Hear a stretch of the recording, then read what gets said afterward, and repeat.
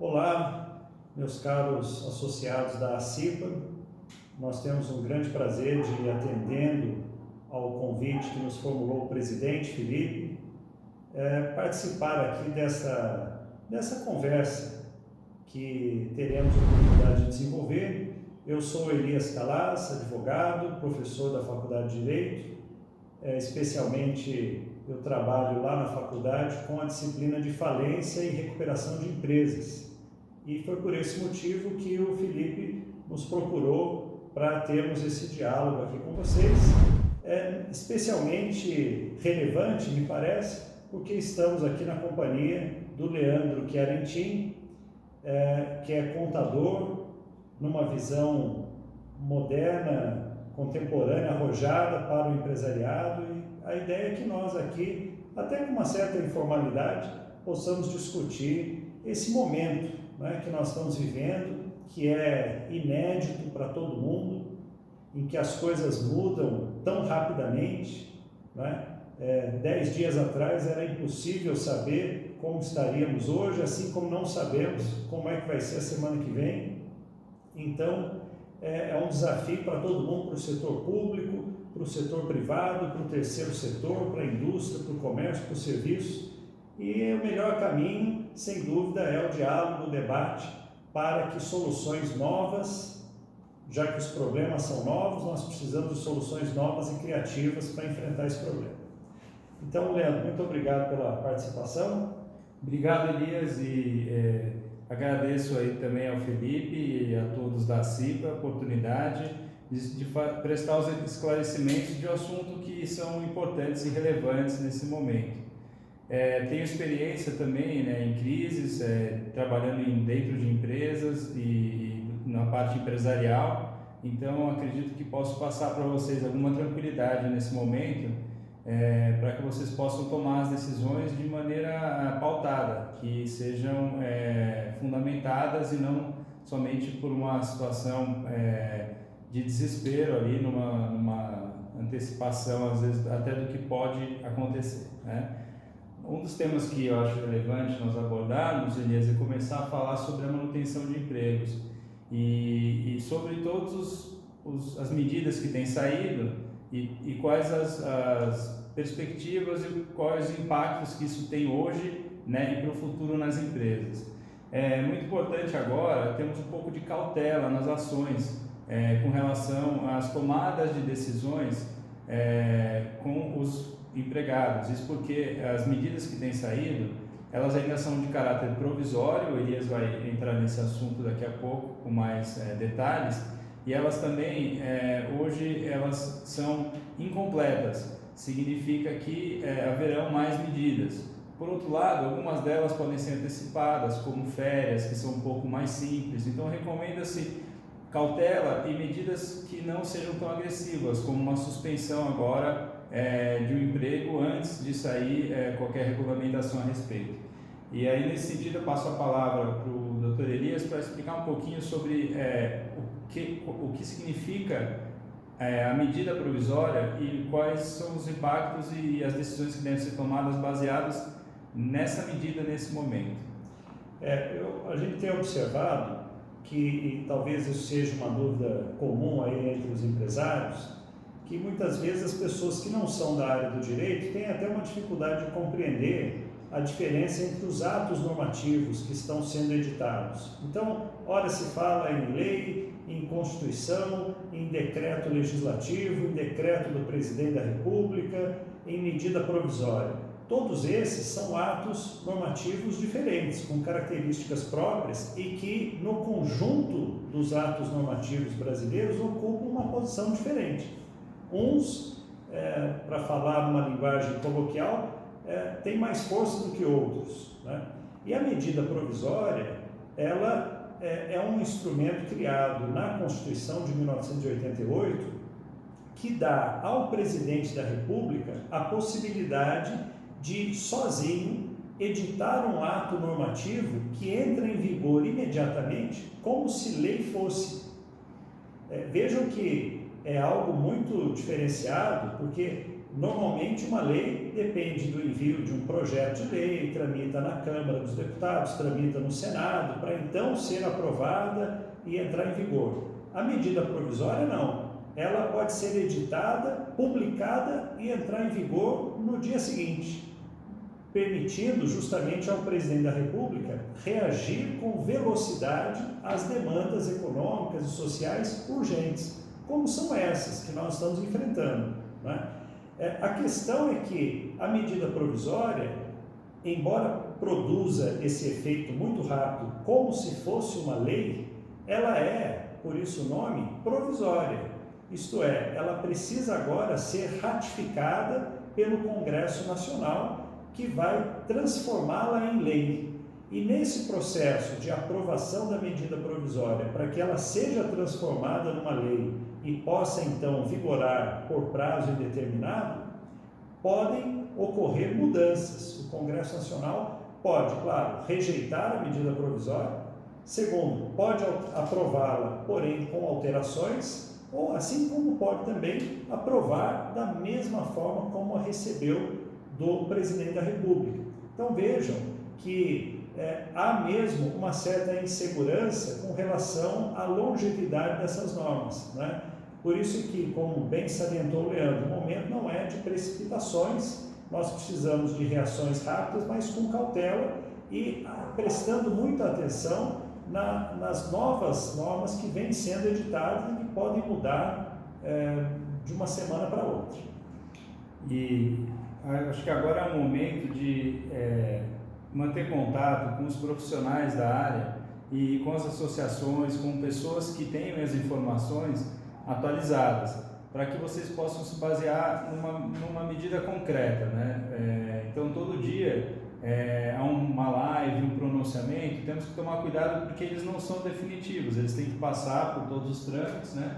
E como o doutor Elias explicou, e depois também, depois de aprovados, eles têm a sua relevância, a sua duração, né? E o tipo de medida que foi tomada. Passando para um outro tema, a gente pode falar também um pouco de fluxo de caixa nas empresas.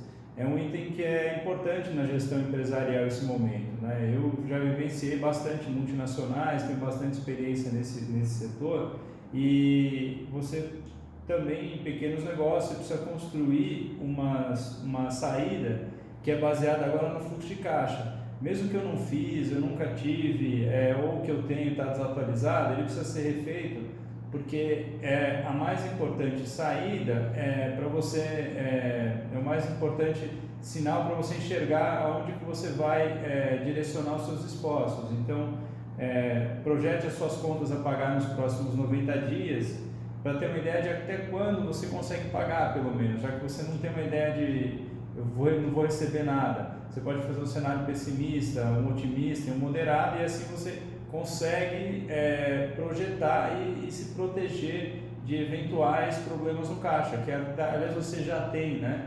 Mas a princípio ele serve para você também entender o que é o seu negócio, quanto de dinheiro você precisaria também, né? Passando para um segundo ponto, que tem a ver com parcerias. De repente você está numa situação que você se diz de dissolução, onde você já não tem mais o caixa, ou já não vê mais a saída, mas ainda há uma alternativa que talvez seria uma associação, né? Ou com uma pessoa física, ou com uma outra pessoa jurídica, ou também a tomada de empréstimos, que ela deve ser feita pautada nessa recuperação. Essas três soluções podem ser feitas antes de você considerar o negócio como desfeito ou sem solução, né? Para que você consiga ter alguma recuperação, uma visão de uma recuperação a pelo menos médio e longo prazo. O curto prazo ele é mais agressivo, mas você tem que pensar agora no médio e longo prazo. E nesse sentido, é uma chance de reviver o negócio antes de decretar o fim dele. Eu queria até falar nesse sentido, passar a palavra para o doutor Elias para falar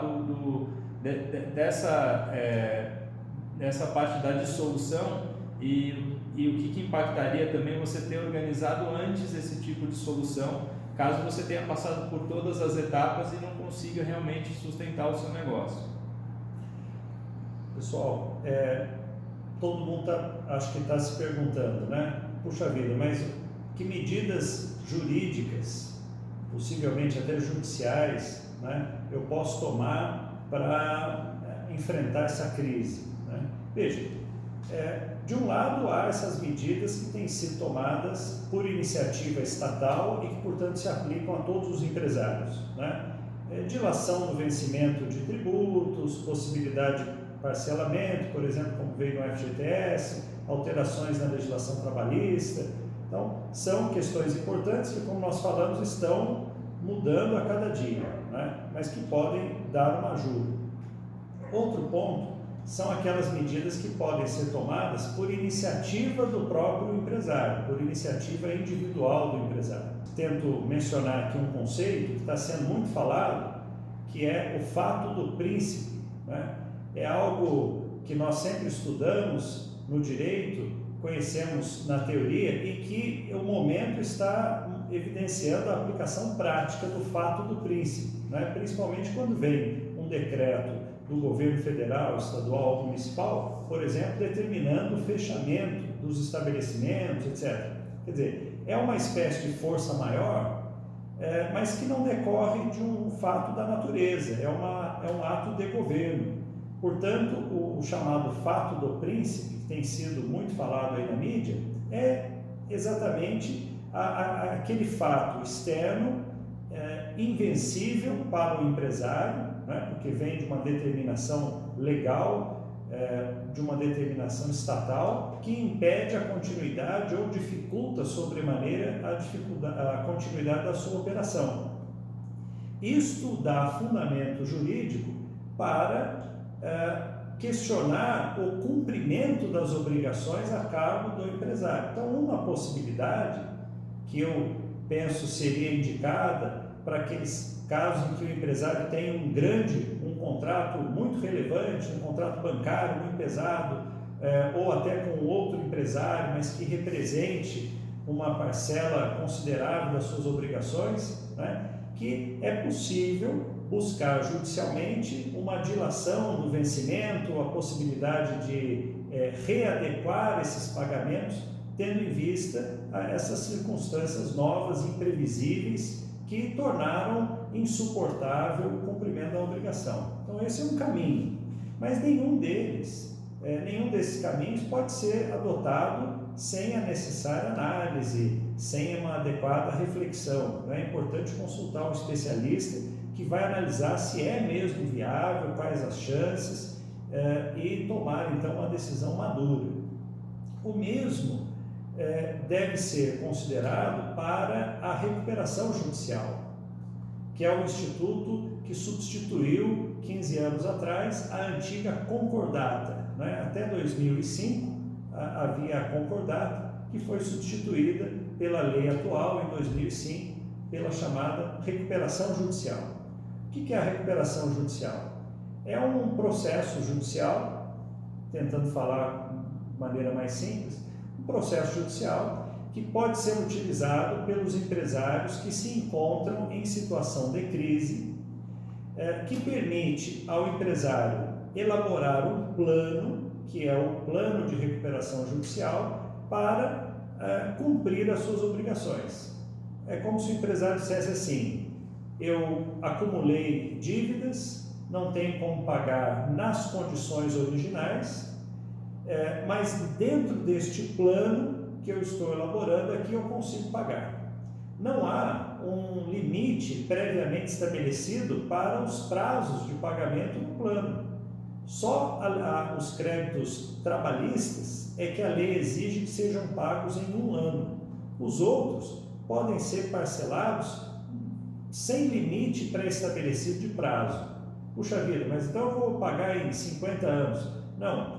Veja, este plano será submetido à Assembleia de Credores. Então, os credores do empresário têm que aprovar o plano judicialmente. Se aprovarem, ele entra em vigor e aí as obrigações serão pagas desta forma. Então, o limite é o que for aprovado na Assembleia de Credores, né? Nossa, mas então eu vou imediatamente pedir recuperação judicial. Veja, aqui o conselho é sublinhado, porque mais do que em qualquer outra medida, a recuperação judicial tem que ser uma decisão muito madura, porque ela é um caminho sem volta. Não tem como pedir recuperação judicial e depois querer voltar atrás. Só se pode desistir de um processo de recuperação se os credores na Assembleia concordarem. Então, não é brincadeira. E a recuperação judicial, se não for bem sucedida, ela leva à decretação da falência da empresa. Então, é preciso ter em mente todo esse contexto, mas sem dúvida, bem indicada, a recuperação judicial pode ser sim um instrumento muito útil para esse momento. Aliás, ela é desenhada para isso, né? Ela cria condições, inclusive para a venda da empresa, como falou o Leandro, é hora de buscar parcerias, e às vezes o processo de recuperação judicial, na medida em que ele levanta claramente o passivo, equaciona o passivo num plano, ele é talvez, muitas vezes, o caminho que mais viabiliza a alienação da empresa, né? Dando, portanto, uma solução de mercado para a crise. Queria até, antes de falar sobre a recuperação de micro e pequenas empresas, Leandro, eu queria te perguntar o seguinte: os micro e pequenos empresários sofrem mais num momento como esse? Então, o que você vê a respeito especificamente dos micro e dos pequenos empresários?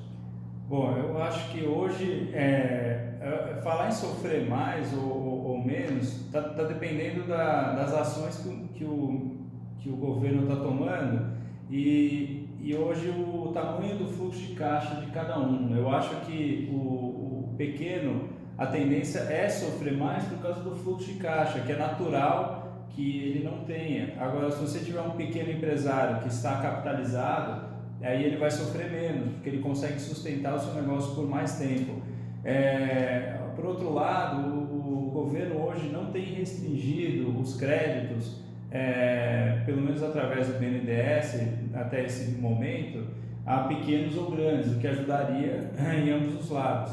Então, é uma questão hoje de análise de fluxo de caixa e de medidas que o governo tem tomado e que o pequeno já pode se apropriar. A diferença é que ele já tinha alguns benefícios, como o INSS patronal, no caso do Simples Nacional, que ele já não pagava. Então, talvez para ele, as medidas, ele vai sentir que sejam um pouco menores, mas porque ele já tinha essa flexibilização, né? O diferimento do Simples Nacional já foi jogado lá para frente, o que pode ajudar um pouco. Ainda assim, ele tem a tendência a sofrer um pouco mais pela característica do fluxo de caixa dele. Agora, dependendo do grande também, se ele é um grande que não gera caixa, ele também vai ter problemas. Então, a grande questão está baseada hoje na sua geração de caixa e no seu caixa que você tinha até o momento antes de acontecer os problemas.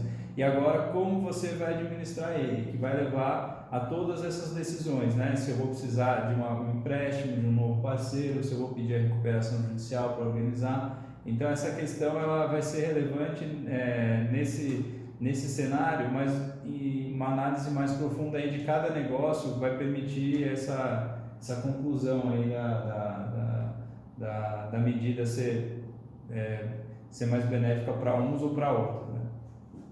Perfeito. E veja, como eu tinha mencionado, um processo de recuperação judicial específico para micro e pequenos empresários.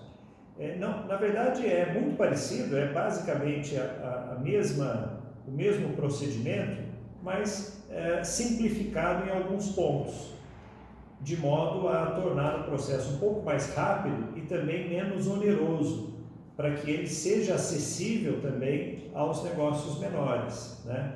Até hoje, estamos aí, como eu disse, com 15 anos de vigência da legislação atual, não tem havido um número grande de pedidos de recuperação judicial por micro e pequenos empresários, por uma série de razões, inclusive o desconhecimento desse instrumento, né?